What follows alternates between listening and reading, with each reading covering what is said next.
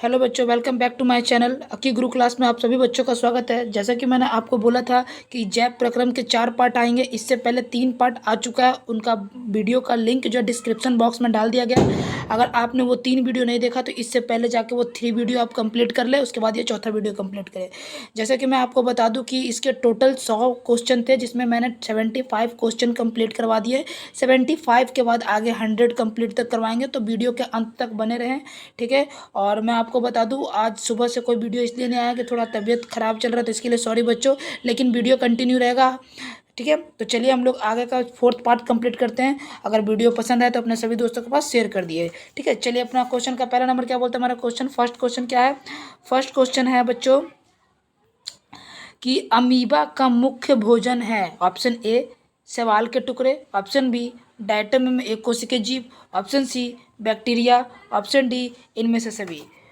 तो बच्चों इसका राइट आंसर हो जाएगा 76 का right answer option D is the right answer of this question. इनमें से सभी जो है अमीबा का मुख्य भोजन है। चलिए बच्चों अगले प्रश्न में चलते हैं। निम्नलिखित में किस प्रकार संश्लेषी अंगक कहते हैं? ऑप्शन ए जड़, ऑप्शन बी पत्ती, option C stomata, option D हरित लवक। तो इसका बच्चों सही उत्तर हो जाएगा option B is the right answer. पत्ती को प्रकाश संश्लेषी अंगक कहते हैं। चलिए अगले प्रश्न में चलते हैं। इनमें कौन सी रचना द्वारा अमीबा में भोजन का अंतर्ग्रहण होता है? मतलब ये जो 4 ऑप्शन है, किस ऑप्शन के द्वारा अमीबा जो है अपना भोजन को अपने अंदर ग्रहण करता है? तो बच्चों इसका 78 का सही उत्तर हो जाएगा, क्या होगा बच्चों? ए कूटपाद इज द राइट आंसर। कूटपाद के द्वारा जो है वो अमीबा जो है भोजन को अंतर्ग्रहण करता है, भोजन के आसपास कूटपाद का निर्माण करता है, फिर धीरे धीरे उसको चारों ओर कैप्चर कर लेता है।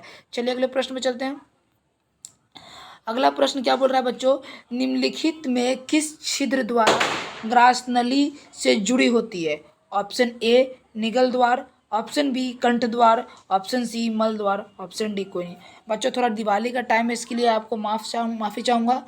आसपास के बच्चे जो है वो मतलब बम जला रहे हैं, पटाखे जला रहे हैं, इसलिए इसके आवाज़ मेकिंग नॉइज़ हो रही है, इसके लिए सॉरी बच्चों। बच्चों इसका राइट आंसर क्या होगा? 79 का राइट आंसर हो जाएगा बच्चों ए इज द राइट आंसर। निगल द्वार कहता है। चलिए अगले प्रश्न में चलते हैं। ग्रहणी भाग क्या है? ऑप्शन ए मुख गुहा, ऑप्शन बी अमाशय को, ऑप्शन सी छोटी आंत को, बड़ी आंत को। ग्रहणी भाग किसका एक भाग है बताइए बच्चों? तो इसका राइट आंसर हो जाएगा छोटी आंत। ग्रहणी जो है छोटी आंत का भाग है, ठीक है। अगले प्रश्न में चलते हैं। प्रकाश संश्लेषी इकाई है। Option A chloroplast, option B plastid, option C chlorophyll, option D इनमें से कोई नहीं। तो बच्चों 81 का राइट आंसर क्लोरोफिल। प्रकाश संश्लेषी इकाई किसकी है? तो क्लोरोफिल की इकाई है, ठीक है बच्चों। चलिए अगले प्रश्न में चलते हैं। अगला प्रश्न क्या बोलता है? अगला प्रश्न हमारा है बच्चों, प्रकाश संश्लेषण प्रक्रिया का मुख्य उत्पाद क्या है? मतलब प्रकाश संश्लेषण में वो क्या बनता है? ग्लूकोज बनता है, ऑक्सीजन बनता है, जल बनता है, कार्बन डाइऑक्साइड। तो बच्चों प्रकाश संश्लेषण प्रक्रिया का मुख्य उत्पाद जो है वो ऑक्सीजन बनाता है। Oxygen is the right answer, ठीक है बच्चों। बच्चों माफ़ी चाहूँगा, थोड़ा तबीयत मेरा ख़राब है, इसलिए मैं अच्छे से बोल नहीं पा रहा हूँ, लेकिन फिर भी आप लोग के लिए वीडियो अपलोड कर दे रहा हूँ, इसलिए मैं बेटर नहीं तरीके से नहीं पढ़ा पा रहा पहले की तरीके, लेकिन थोड़ा कोशिश कर रहा हूँ मैं, ठीक है।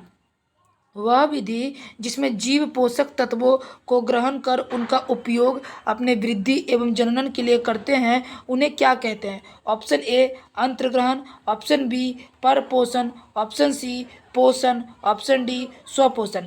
तो 83 का राइट आंसर पोषण is the right answer of this question, ठीक है बच्चों। चलिए अगले प्रश्न में चलते हैं। जीवन की उपपचाय क्रियाओं के संचालन के लिए निम्नलिखित में कौन से आवश्यक है? मतलब जीवन के जो क्रियाएं हैं उसमें किस चीज़ की ज़रूरत पड़ती है? ऑप्शन ए निरंतर ऊर्जा की आपूर्ति, ऑप्शन बी शरीर की वृद्धि, ऑप्शन सी टूटे फूटे की ऊतकों की मरम्मत, ऑप्शन डी इनमें से सभी। तो ऑप्शन देख के लग रहा है कि ऑल ऑफ दिस होगा बच्चों, D is the right answer, ठीक है। अगले प्रश्न पे चलते हैं। रच्छी कोशिकाएं पाई जाती है। ऑप्शन ए जड़ में, ऑप्शन बी पत्तियों में, ऑप्शन सी फलों में, ऑप्शन डी फूलों में। तो 85 का सही उत्तर होगा बच्चों, रच्छी कोशिकाएं पत्तियों में पाई जाती है। अगले प्रश्न पे चलते हैं। पेप्टोन पेप्टाइड्स को निम्नलिखित में किस रूप में तोड़ता है? ऑप्शन ए एमिनो अम्ल, ऑप्शन बी वसा अम्ल, option C polypeptides, option D nucleotides, ठीक है बच्चों। तो इसका राइट आंसर होगा पॉलीपेप्टाइड्स के रूप में तोड़ता है, C is the right answer, ठीक है बच्चों। चलिए अगले प्रश्न में चलते हैं। सॉरी, निम्नलिखित में कौन सी सजीव के मुख्य लक्षण है? ऑप्शन ए स्थानांतरण, ऑप्शन बी श्वसन, ऑप्शन सी प्रकाश संश्लेषण, ऑप्शन डी इनमें से सभी। तो बच्चों 87 का राइट आंसर होगा ऑप्शन बी, श्वसन जो है वो मुख्य सजीव का लक्षण है बच्चों। ठीक है, 88 प्रश्न पे चलते हैं।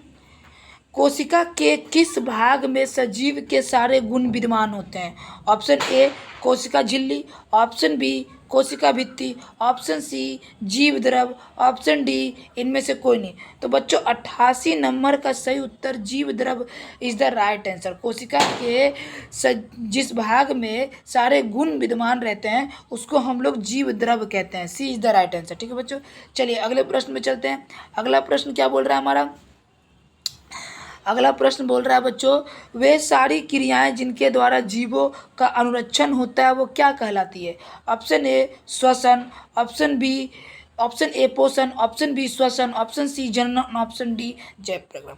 वे सारी क्रियाएं जिनके द्वारा जीवों का अनुरक्षण होता है बच्चों वो जैव प्रक्रम कहलाती है। ठीक है बच्चों, D is the right answer. निम्नलिखित में कौन स्वपोषी है? जो स्वपोषी किसे कहते हैं बच्चों? जो स्वयं अपना पोषण कर सके, जो अपना भोजन स्वयं निर्माण कर सके। तो आपको ऑप्शन देख के लग रहा है कि ए जीवाणु स्वयं अपना भोजन नहीं बनाता, कवक भी नहीं बनाता, सभी जीव में सभी चीज़ आ जाते हैं नहीं बनाते, यानी कि डी सभी हरे पौधे जो बच्चों वो क्या है, सभी हरे पौधे हैं जो बच्चों वो अपना भोजन खुद बनाते हैं, इसी को स्वपोषी कहते हैं। अगले प्रश्न पे चलते हैं। प्रकाश संश्लेषण से किस पदार्थ का निर्माण होता है? What is the create of photosynthesis? किस चीज़ का निर्माण होता है बच्चों प्रकाश संश्लेषण से? ऑप्शन ए CO2 मतलब carbon dioxide, option B H2O मतलब हाइड्रोक्साइड, ठीक है हाइड्रोजन ऑक्साइड, और ऑप्शन सी कार्बोहाइड्रेट का, ऑप्शन डी क्लोरोफिल का। तो बच्चों 91 नंबर का सही उत्तर हो जाएगा प्रकाश संश्लेषण से कार्बोहाइड्रेट का निर्माण होता है। ठीक है बच्चों, कार्बोहाइड्रेट कैसे किसे कहते हैं? C6 बच्चों, किसको? C6H12O6 ये ग्लूकोज का सूत्र है, ग्लूकोज तैयार होता है मतलब एक कार्बोहाइड्रेट तैयार होता है। ठीक है, ऊर्जा बनाता है। इनमें से क्या जठर रस में मौजूद नहीं होता है? जठर रस का मतलब बता दें, मैं आपको पहले बता दूं कि जठर रस मतलब एक प्रकार का अम्ल जिसे पेट में जो होता है ना अमाशय में, उसमें मौजूद नहीं है। देखो देखो बच्चों, पेट में HCl यानी हाइड्रोक्लोरिक अम्ल पाया जाता है, म्यूकस भी पाया जाता है और पेप्सोनोजन भी पाया जाता है। पाया नहीं जाता तो क्या? पित्त पेट में नहीं पाया जाता है, जठर रस में मौजूद नहीं होता है। अगले प्रश्न में चलते हैं। इनमें कौन अमाशय ग्रंथि या जठर ग्रंथि का भाग नहीं है? ऑप्शन ए म्यूकस कोशिका, ऑप्शन बी जाइमोजिन कोशिका, ऑप्शन सी मूल पित्तवाहिनी, ऑप्शन डी अम्लजन कोशिका। तो बच्चों 93 नंबर का राइट आंसर जो हो जाएगा मूल पित्तवाहिनी जो है एक अमाशय ग्रंथि या जठर ग्रंथि का भाग नहीं है, बाकी ये तीनों जो है वो है। ठीक है बच्चों, अगले प्रश्न पे चलते हैं। इनमें से किस रचना के कारण मुख गुहा से भोजन श्वास नली में नहीं जा सकता है? ऑप्शन ए कंठ द्वार के कारण, ऑप्शन बी एपिग्लोटिस के कारण, ऑप्शन सी ग्रसनी के कारण, ऑप्शन डी ग्रास नली के कारण। तो 94 का right answer B is the right answer of this question.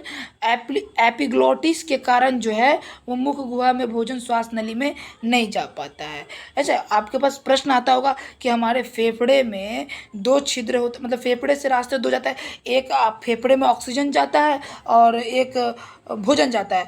तो भोजन वाली नली में ऑक्सीजन क्यों नहीं चला जाता और ऑक्सीजन वाली नली में भोजन क्यों नहीं जाता? तो इसका राइट कारण यही है एपिग्लोटिस के कारण। थोड़ा वर्ड टेढ़ा है बच्चों, लेकिन आपको पढ़ने आना चाहिए, 2 बार रिवीजन से आ जाएगा। एपिग्लोटिस के कारण जो है भोजन जो है श्वास नली में नहीं जा पाता है। ठीक है, चलिए अगले प्रश्न पे चलते हैं। छोटी आंत में भोजन का पाचन पूर्ण होने के बाद वह क्या कहलाता है? Option A chyme, option B succus entericus, option C मल, ऑप्शन डी चाइल्ड। तो बच्चों 95 नंबर का right answer D is the right answer of this question. Child जो है वो छोटी आंत में भोजन पचने के बाद कहलाता है। और मैं आपको बता दूं, शरीर में हम लोग भोजन करने के बाद हमारे शरीर में संपूर्ण पाचन जो है स्मॉल इंटेस्टाइन यानी कि छोटी आंत में ही होता है बच्चों। ठीक है, और यहाँ क्वेश्चन है कि छोटी आंत में भोजन पचने के बाद क्या कहलाता है? तो चाइल्ड कहलाता है। ठीक है बच्चों, आप लोग को वीडियो कैसा लग रहा है बच्चों, मुझे ये आप लोग कैसे बताओगे, तो कमेंट्स करके बताओ कि आपको मेरा पढ़ाने का तरीका कैसा लगता है। क्या आपको हमारे चैनल से बेनिफिट्स है? अगर है तो प्लीज़ हमारे चैनल को अपने सभी दोस्तों के पास शेयर करें और सब्सक्राइब कर बेल आइकन घंटी दबा लें और एक प्यारा सा कमेंट कर दे कि हमारा पढ़ाने का तरीका आपको कैसा लगा। 96 नंबर क्वेश्चन क्या बोल रहा है बच्चों, निम्नांकित में किस रचना की मदद से अमीबा अपना भोजन ग्रहण करता है?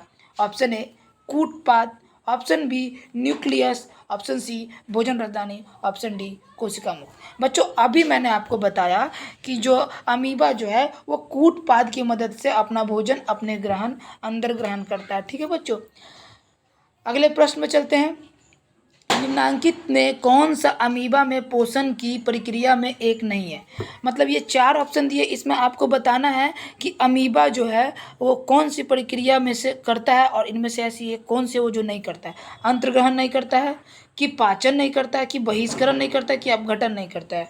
तो बच्चों बता दें कि अमीबा जो है अंतर्ग्रहण भी करता है, तभी तो भोजन को कूटपाट के द्वारा अंदर लेता है। वो पाचन भी करता है, वो बहिष्करण भी करता है, लेकिन वो अपघटन नहीं करता है। ठीक है बच्चों, चलिए अगले प्रश्न में चलते हैं। अमीबा में भोजन का पाचन किस अंग से में होता है? ऑप्शन ए कूटपाद में, ऑप्शन बी साइटोप्लाज्म में या कोशिका द्रव में, ऑप्शन सी केंद्रक में, ऑप्शन डी भोजन रसदानी में।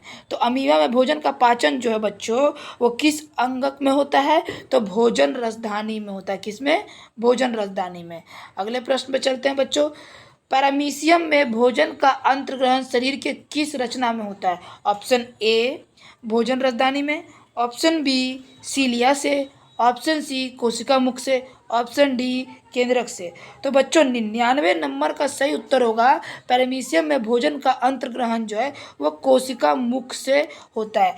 ठीक है, C is the right answer of this question बाबू। चलिए अगले प्रश्न में चलते हैं। मनुष्य के आहार नाल की लंबाई कितनी होती है? ऑप्शन ए 8 से 10 मीटर बाबू, ऑप्शन बी 8 से 10 सेंटीमीटर बच्चा, ऑप्शन सी 2 से 4 मीटर बच्चा, ऑप्शन डी 102 मीटर बच्चा। बताइए बाबू। तो बच्चों 100 नंबर का आज का ये आखिरी प्रश्न का उत्तर मैं आप लोगों के ऊपर छोड़ देता हूँ। HW का होमवर्क है। ठीक है बच्चों, आपको ये HW का होमवर्क है। मुझे आप कमेंट करके बताइए कि मनुष्य के आहार नाल की लंबाई कितनी मीटर होती है। ठीक है, मैं आपके कमेंट का इंतज़ार करूंगा और अगर आपको इसका आंसर नहीं पता तो मैं आपको अगले वीडियो में इसका आंसर बता दूंगा।